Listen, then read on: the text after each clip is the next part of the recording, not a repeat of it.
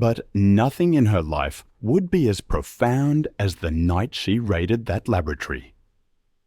It was the year 2006, and controversial experiments in genetic engineering were gaining momentum. Emma, a researcher for a private animal rights organization, had been watching a laboratory she suspected of unethical practices for months. That night, she finally managed to get inside, and what she saw shook her to her core. In a small cage in the middle of a cold, sterile room lay a gorilla infant with fur as white as snow.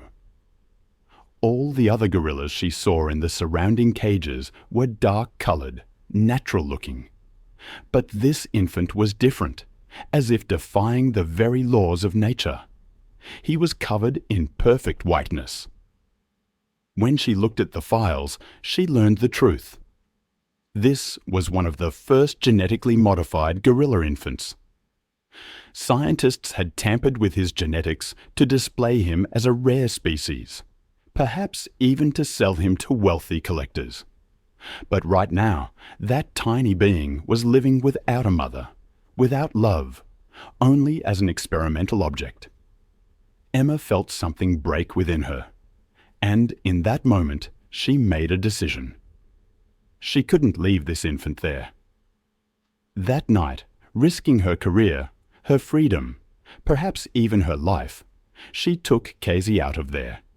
She named him Kesi, meaning hope in an ancient language, because he was hope for Emma. He was proof that humanity could still do good, that love was stronger than science. The first days weren't easy.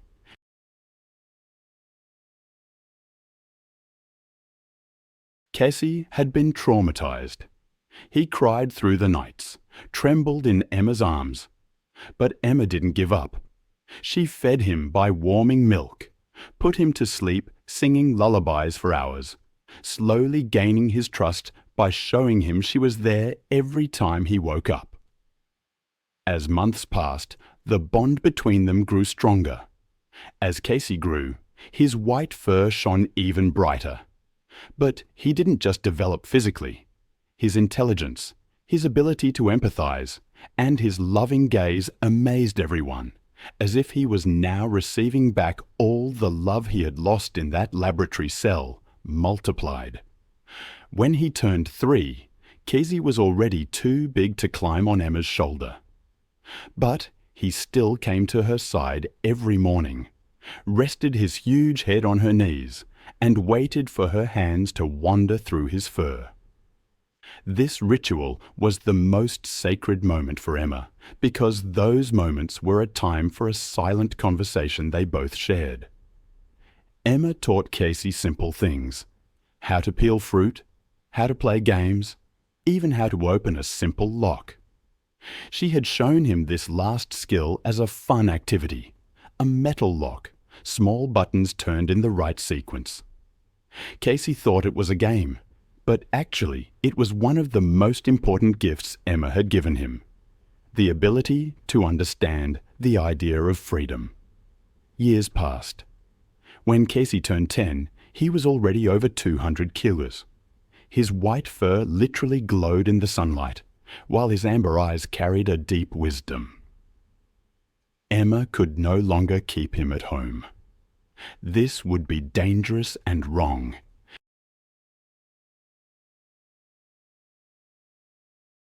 But the solution she found was the best for him.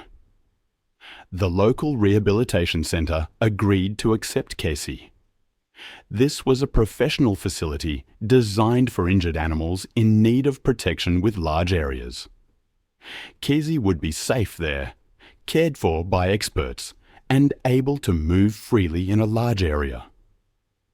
The day she took him there, Emma felt something tear inside her. Kesi looked at her, and there was an understanding in those big eyes, as if he knew, as if he understood that Emma thought this was best for him. And as she left him, Emma stroked his head one last time, whispered in his ear one last time, "I will always love you, Kesi. You're my son." and Kesi touched Emma's face one last time. Those giant fingers touched hers as if making a promise that he would never forget her. After that day, Emma visited him every week. According to the center's rules, she couldn't make direct contact, but just watching him from behind the bars was enough. Every time Kesi saw her, he would stand up, place his hands on the bars, and look at her. Such a look that it was as if he was speaking, as if saying, "Mum, you're here. Everything is." Time was merciless, especially toward Emma. When she reached 65, I remember reading about Emma's story for the first time, and one detail stayed with me for days. After years of separation, a gorilla named Kesi unlocked his enclosure to be near her. It sounds like something from a movie, but it really happened.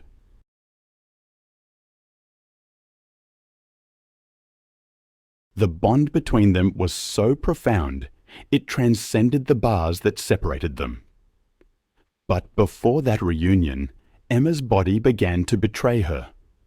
The strength in her legs diminished, her hands trembled, and the doctors delivered the devastating diagnosis: amyotrophic lateral sclerosis, or motor neuron disease. It was mercilessly progressive. Within a year, she could no longer walk and was confined to a wheelchair. Her speech became difficult. Even forming words required immense effort. She was trapped, her mind still sharp, her feelings still deep. That was perhaps the most painful part. She understood everything, felt everything, but couldn't fully express anything. Visiting Kesi was no longer possible. Her health simply wouldn't allow it. Months passed since she'd last seen him, and the absence consumed her. She knew her time was running out and desperately wanted to see him one last time. Her sister, Sarah, understanding the situation, devised a plan. She contacted the rehabilitation center, secured special permission, and one spring morning, on a day when cherry blossoms danced in the air, she wheeled Emma to the center. As the wheelchair moved along the main path, people gave Emma pitying looks, but she didn't notice. Her entire focus was on one thing. In the distance, in a large outdoor area, Kesi stood like a white giant. Sarah slowly pushed the chair toward the garden.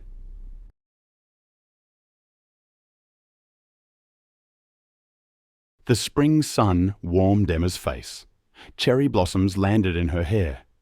But she only wanted to see him, Kesi, her son. They stopped just before the bars. Kesi had his back turned, sitting on a large rock.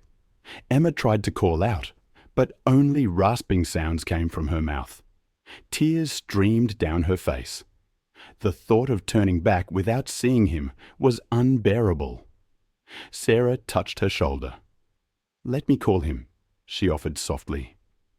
But at that moment, as if by a miracle, Kesi turned his head. Perhaps he felt the vibration of her sounds, or maybe his instincts whispered something to him.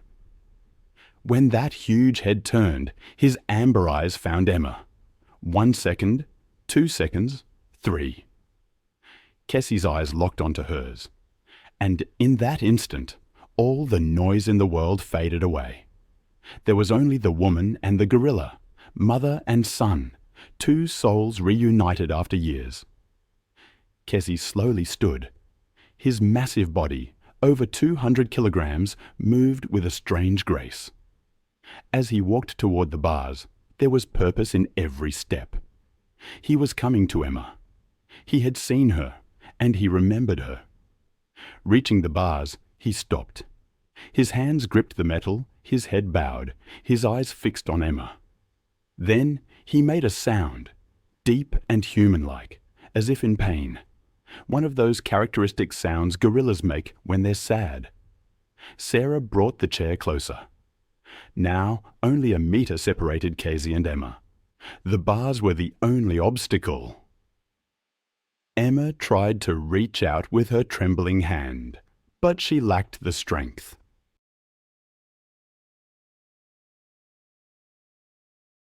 When Kesi understood, he extended his own giant hand through the bars. His fingers touched hers. The touch was like electricity. 10 years. She hadn't been able to fully touch him for 10 years. Now, those giant fingers intertwined with hers. Warm, soft, familiar.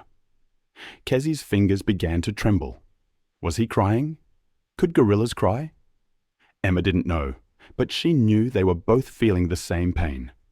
A word fell from her mouth. Kai. That huge head bowed further, leaning against the bars as if trying to hug Emma. And then something extraordinary happened. Kesi pulled his hand back, turned his head slightly to the side, examined the lock on the edge of the bars, and took action. It was the simple lock mechanism Emma had taught him as a game years ago. 3 buttons that, when turned in a specific sequence, would open the door. A simple but effective system designed to prevent visitors from accidentally opening the enclos. But Kesi remembered it. He turned the first button right, the second left, the third right. A click echoed. The lock was open. Sarah gasped. "Oh my God," she whispered. When the center's security guards noticed the situation on the monitors, they panicked. The alarm sounded, but Emma wasn't afraid. She was looking into Kesi's eyes, and there was no danger there, only love. Kesi slowly pushed the door open. The metal bars creaked, and that giant gorilla, for the first time in 10 years, stepped outside freely.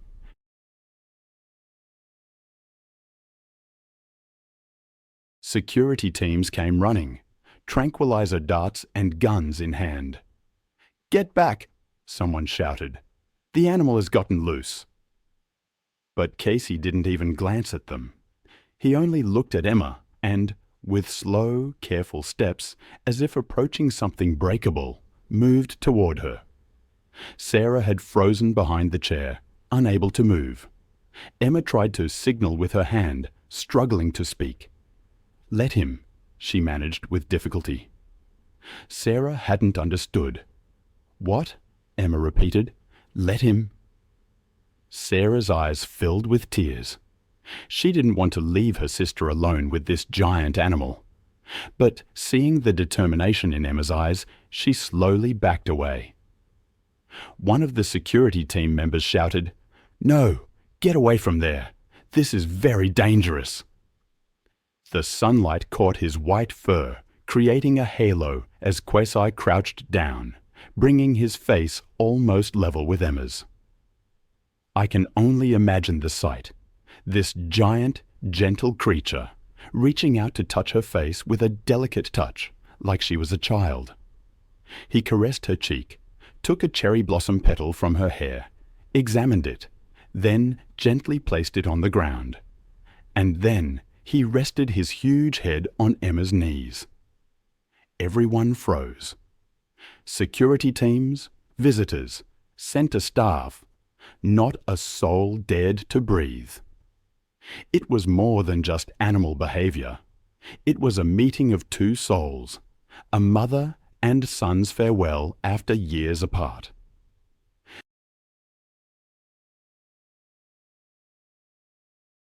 Emma raised a trembling hand and placed it on Kesi's head, feeling the familiar warmth and softness of his white fur between her fingers. Tears flowed, but this time they weren't tears of pain. They were tears of gratitude, of thankfulness. Kesi, his head still resting on Emma's knees, made a sound, a whimpering sound almost human, the kind gorillas make only in moments of profound emotion, as if whispering, "Mom, you're here? I missed you. I never forgot you." Words, difficult and choppy, fell from Emma's lips, words straight from her heart. "I love you, Kesi." And Kesi, lifting his head slightly, looked at her. There were no tears in his amber eyes, but I believed there was understanding, acceptance, as if he knew Emma wouldn't be with him much longer. His giant hand then reached for the wheelchair armrest, carefully examining the metal edges. He placed his hand on Emma's. Their hands joined under the sun, cherry blossoms falling softly around them. In that instant, Emma understood. Kesi was being so careful, calculating every movement, aware of her fragility, wanting to protect her. Minutes drifted by, undisturbed. The security teams lowered their weapons, recognizing not a threat, but love. Dr. Alan Thompson, the center's director, stepped forward. His eyes welled up behind his glasses. He had worked with animals for years, but never witnessed such a bond. "The most extraordinary thing I've ever witnessed," he said, his voice trembling.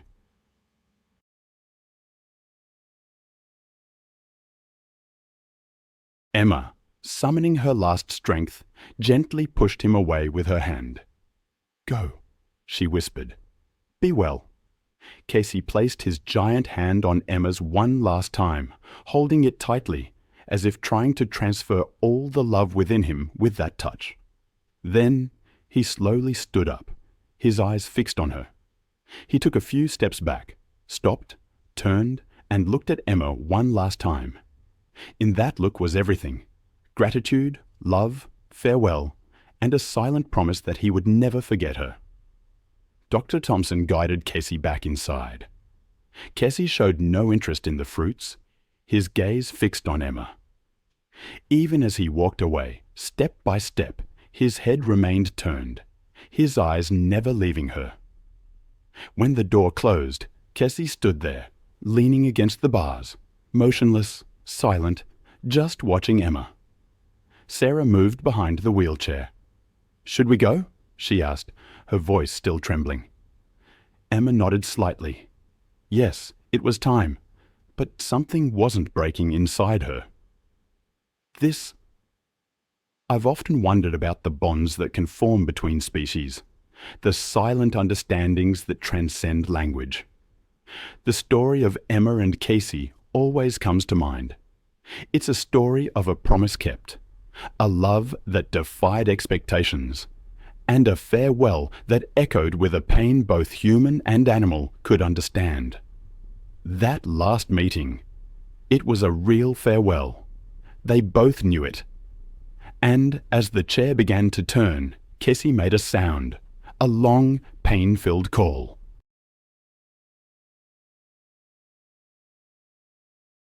It was the kind of vocalization gorillas reserve for the most profound moments, a mother's or son's call. As they moved toward the center's exit, the people around them silently made way, still under the influence of the moment. Some were crying. Others simply looked on in shock, because what they had witnessed wasn't simply animal behavior. It felt like a miracle. When they got home, Sarah made tea for Emma, but she couldn't bring herself to drink it. She felt empty, as if a part of herself had stayed there with Kesi. That night, Emma lay in her bed, looking at the ceiling, remembering the night she first saw Kesi, that tiny white infant, and how she had taken him in her arms. She had made a promise then. "I will protect you," she had said. "I will love you." And she had kept her promise, every day, every moment, doing what was best for Kesi. Days passed, then weeks. Sarah brought her news of Kesi, telling her he was doing well. But there was something Sarah didn't say, that Kesi came to the bars every evening at sunset, looking at the last place Emma had stood. 2 months later, Emma woke one morning struggling to breathe. The disease had progressed. Sarah called for an ambulance, but Emma refused. She didn't want to go to the hospital. She wanted to be at home, in peace. That night, as she lay in her bed, She looked out the window. The moon was full and white light filtered into the room.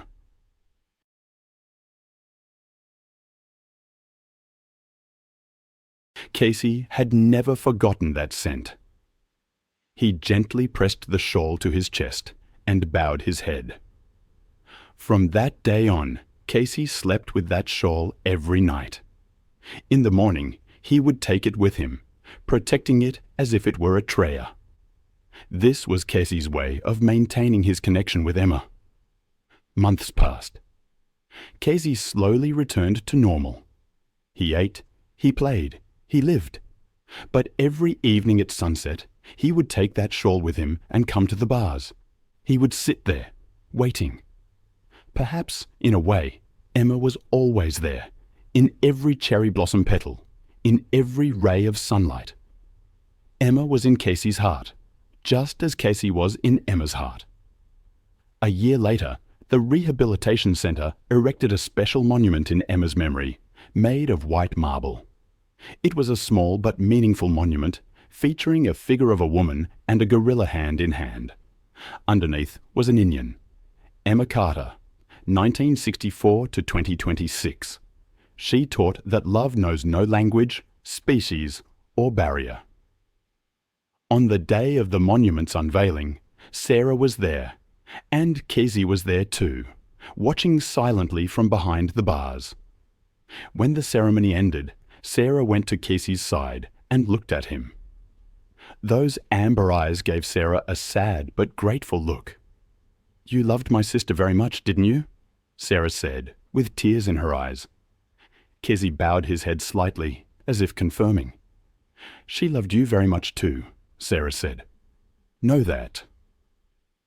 And Kesi, at that moment, made a strange sound. Soft, sweet, sad.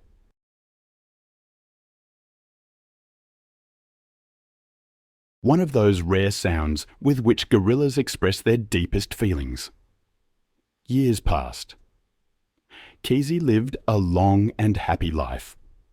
Grey strands appeared among his white fur, but that sparkle in his eyes never disappeared, and he carried Emma's shawl with him until he died.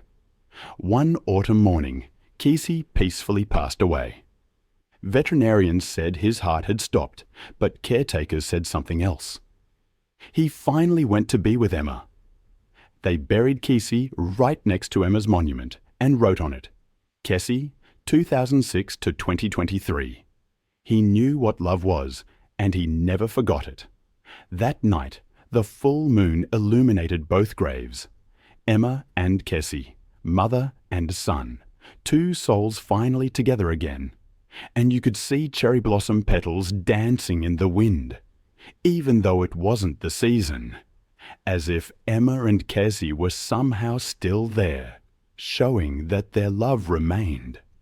I find myself often wondering about the moments when two lives become intertwined, when paths converge in ways that alter their courses forever. It's a profound thing, really, to consider the delicate dance of fate that brings people together. And I suppose that's what stays with me most about this story. The simple fact that two individuals found solace, companionship, and perhaps even love in each other's presence. If only for a fleeting moment.